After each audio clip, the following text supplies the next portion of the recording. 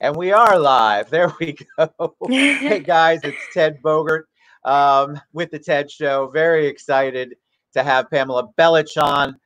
We had a little bit of technical difficulties, but that happens all the time.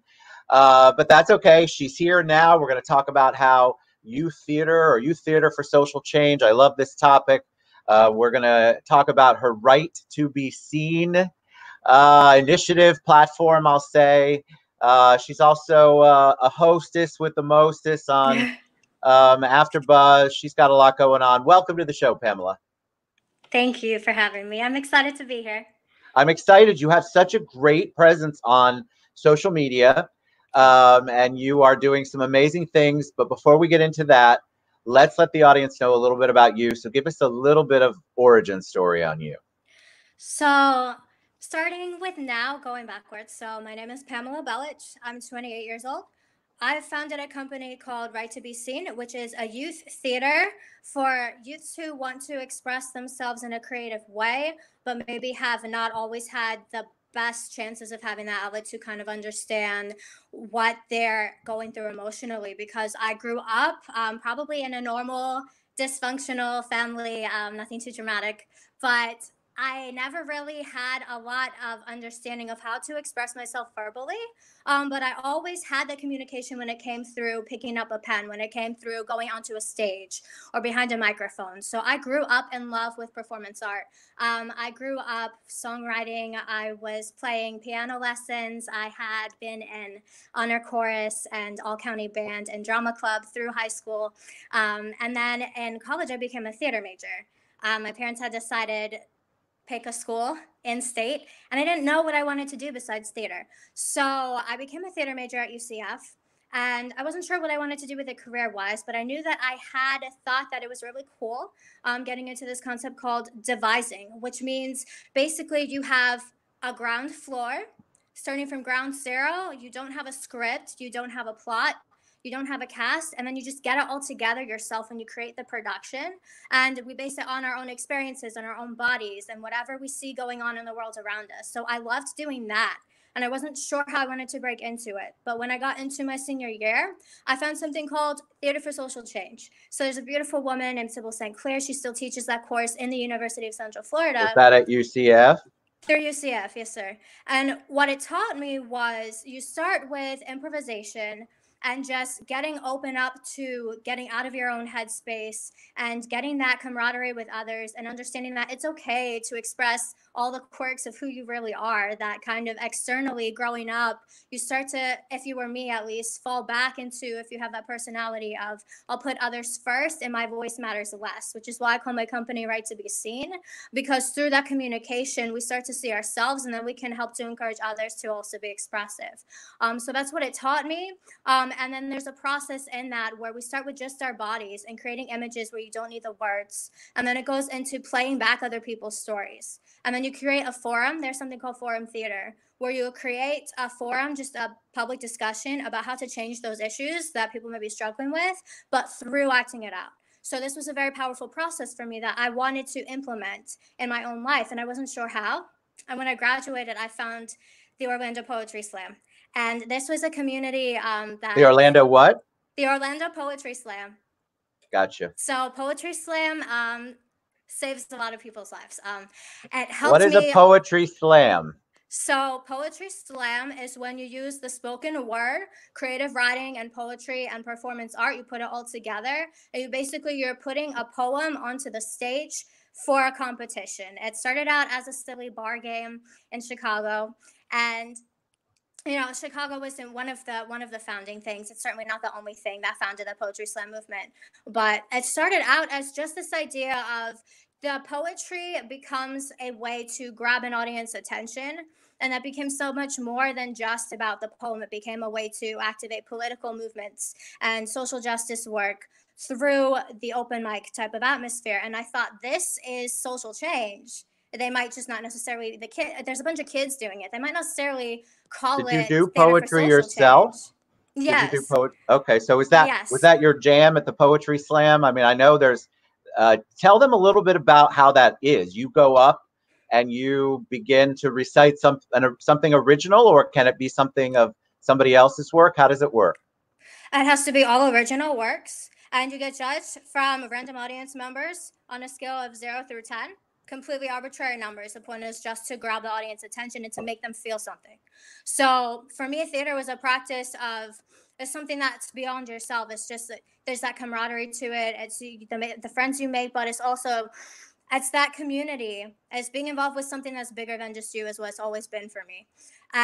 But through slam, I thought this is theater for social change, and people might not recognize it as that.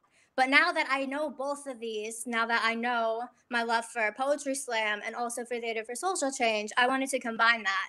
And I sat on this idea when I was going through school. I wanted to be a nonprofit. I wanted to do something with device theater. I wanted to do something pro bono, but I didn't really know how.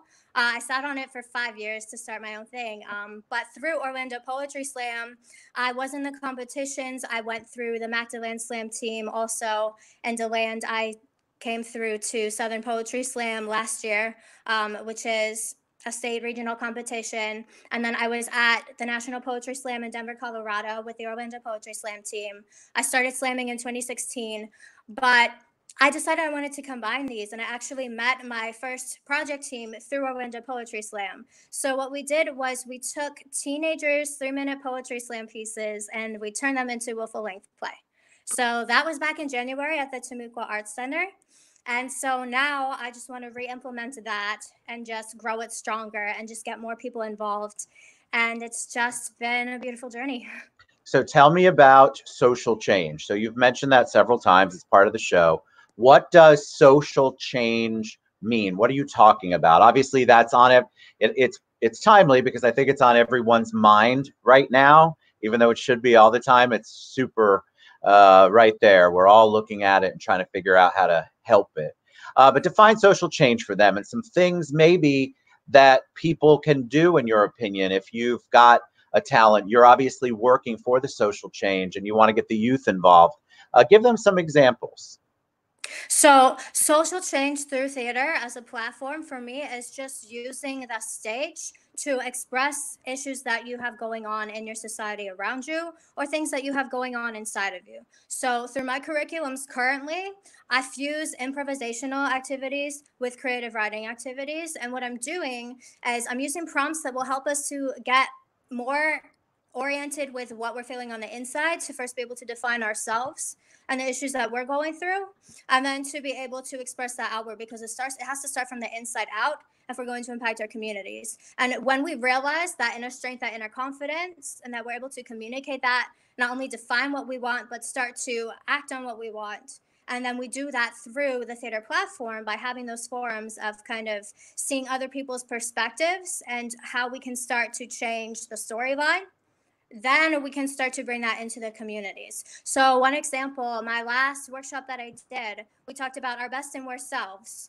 My class was on dreams versus barriers. So we had an activity where we were talking about what we wanted to be when we were growing up, when we were a child, whether you wanted to be Superman or your best role model. And then we talked about what we thought was holding us back. And then we did an activity, a creative writing prompt, where we wrote letters to ourselves. And one of the sides of that letter was, I have accomplished this. I am best at, I have talents at, I always tell myself this positive thing about me. And then the worst side letter was, you think you are all these positive things, but you're really worthless. You should just give up. And then we ended up doing an image theater activity where I had the participants call out positive narratives, because we have those cops in our head telling us this is something that you can't do. So then I had used image theater. We held just still images of that negative, that worst self. And then we had the participants call a freeze, and then they added in the positive narratives of, you're here for a reason. You're doing the best you can at this time. And just in that space for me was a way to, it's not on, it's a very local micro scale at this point, but in that space for, 3 to 6 plus people, it's small now, but just for those participants, it starts to have an impact internally and to see from others' perspectives, this is things that I can be doing to change the narrative. And then I can start to help other people to do the same. So what do you want to do with you? What do you want to expand on? Because this is obviously a really cool way for creatives, you're all creatives, to utilize their talent, their gift, and really make an impact in a different way, because people receive information differently. So there will be people who will be very receptive to anything that you're writing out or scenes that you're doing over just reading about it or just watching it on TV. And so, what do you want to do? How do you want to include? Where are you? Where are you located? Are you Orlando, right? I'm Orlando, downtown Okay, Orlando. because you're a UCF girl. I'm a UCF guy. But what do you want to see? Other programs that you want to maybe work with? Are you trying to go into the schools? What's the short term / long term goal for you? I am in talks with OCPS. I do want to work with the kids.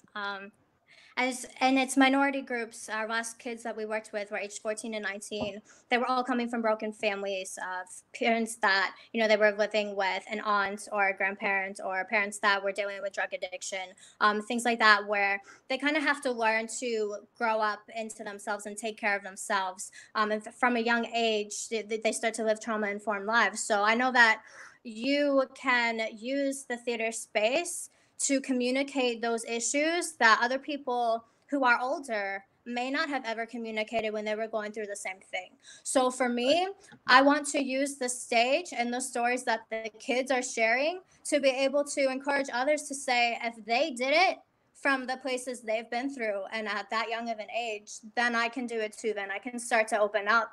Then I can start to look outward and to see how I can help to first heal myself and then heal within my community. What's the youth theater, the poetry community? What is that like? Because I guarantee you, I have people out there thinking, "Well, I'd like to get involved, but I'm afraid to perform. I've never said my poetry out loud or what I'm thinking out loud before in any kind of creative environment." What does it feel like when are people welcomed? I'm guessing most creatives are very welcoming. Are people welcome? Should they feel embarrassed? What do you say to that?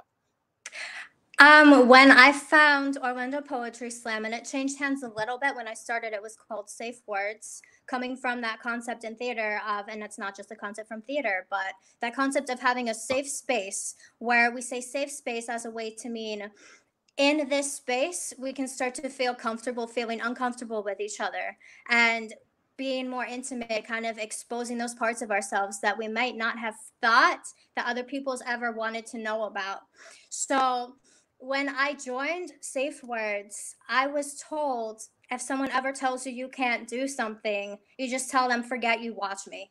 And that was a really powerful moment for me. Sure. And then we used to do writer circles there, and we would have workshops.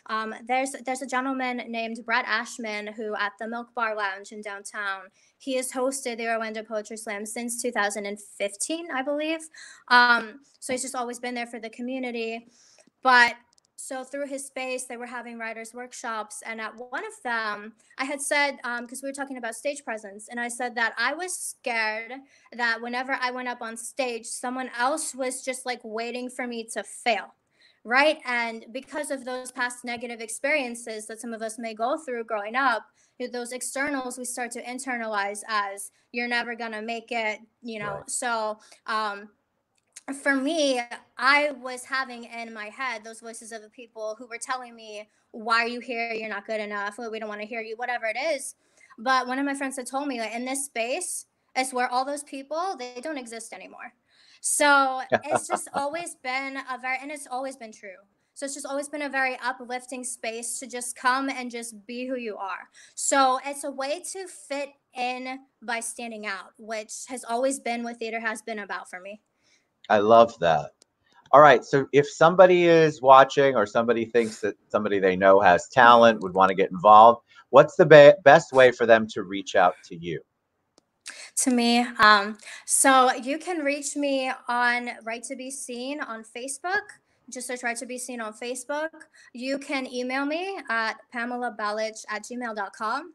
There is a banner on the blue screen at the bottom here that also has a link for more information for my website. But if you want to message me on my Facebook platform or to send me an email. Those would be the best ways to reach out. I also have started hosting an open mic series. It was live in downtown, but I'm kind of iffy to start it back up face to face. I know that some platforms have done so already, but I did start an online series called Mental Wealth Mondays. So if you're interested in starting that communication through that theater platform, I do host it once a month, and it's the last Monday of every month. Fantastic. You're amazing. What a good bunch of motivating information. I love it Thank anytime you. we can do change and we do it in a way that's creative. So it's not just to the masses, it's to the people you're trying to reach. They're probably looking for that platform. And so Pamela Belitch, Right to Be Seen. That was awesome. Thank you for being on the show. Thank you so much. I appreciate you. Absolutely. Appreciate you. Y'all have a good one. We'll be back.